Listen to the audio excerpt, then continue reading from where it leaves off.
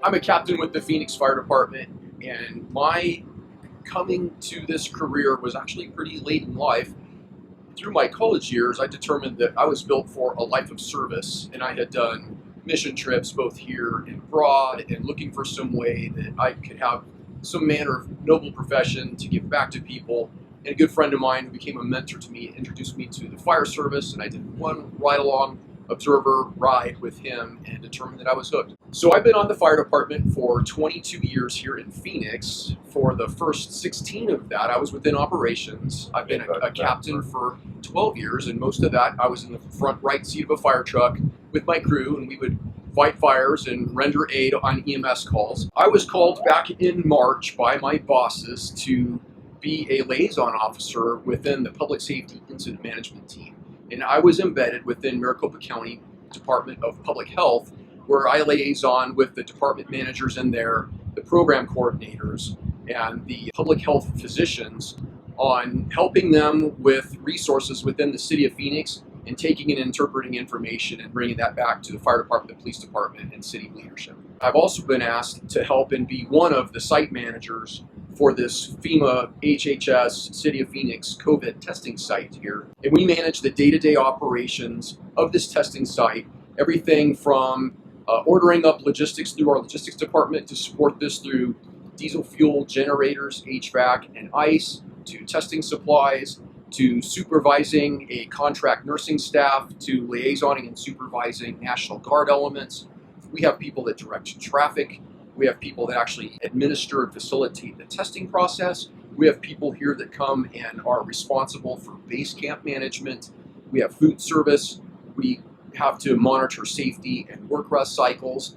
At the end of the day, we package up and send off anywhere from this site, anywhere from 300 to 500 test samples over to a lab in Irvine, California on behalf of the citizens of Phoenix. The beauty of this site and what we are discovering is that in current state, it serves as a COVID testing site, but other people at levels of jurisdiction that are city, county, state, and federal are also evaluating our footprint to see whether or not a site like this would conceptually prove to serve as a mass vaccination site. We had the benefit of doing this from the testing site and simultaneously evaluating to see whether or not this would be suitable for a mass vaccination plan. And it seems as though with some minor tweaking to take into consideration some of the back-end properties that a mass vaccination site, that this would probably be the model. I was approached by members of the Brain Injury Alliance of Arizona to become a member within the advisory council. And I did not have to think about it for very long. Within my program management back in the Emergency Medical Services Division in the prior job that I was in, one of the programs that I managed was, along with Dignity Health, the St. Joe's Mobile Stroke Unit.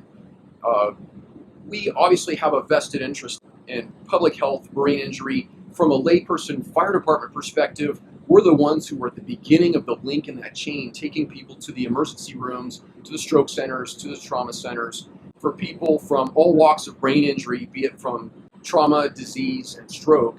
So this seemed like a very natural and mutually beneficial position for us to be in on behalf of the City of Phoenix. Being a member on the Advisory Council of the Brain Injury Alliance of Arizona gives me the higher altitude view of the links in the chain, the continuity of care from just my boots on the ground perspective of initiating treatment and facilitation, transportation to that person at the hospital. And now I get to see the back end perspective of aftercare, after discharge from hospital. And it's exciting to live in these times from the perspective that it seems like we are once again on the cutting edge of medicine and therapies, where before we would get follow-up from people in that they would survive to discharge. And I look forward to a day where there are more people that have less cognitive impairment and better intellectual function and higher quality of life, so on the back end we actually get to hear or see their stories.